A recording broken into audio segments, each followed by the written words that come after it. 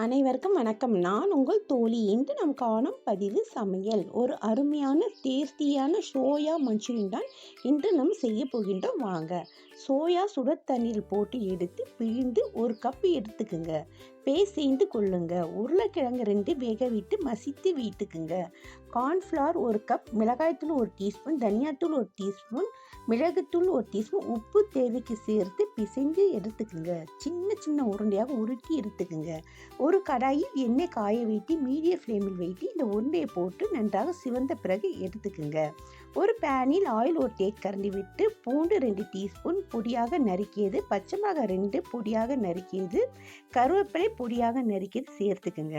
குடமிளகாய் 1 பொடியாக நறுக்கியது சேர்த்து வதக்கி red chilli sauce 2 teaspoon, green chilli sauce 2 teaspoon, soya sauce 2 teaspoon, மிளகுத்தூள் 1/2 டீஸ்பூன் நன்றாக கலந்துக்குங்க. சோயா உருண்டையை சேர்த்து நல்லா கோட்டிங் ஆகும் வரை கிளறி எடுத்துக்குங்க. மல்லி தூவி விடவும். இந்த சோயா மஞ்சூரியன் சாப்பிட ரொம்ப சுவையாக இருக்கும். இன்றே செய்து உங்கள் குழந்தைகளுக்கு டொமேட்டோ சாஸுடன் பரிமாறுங்கள். நன்றி.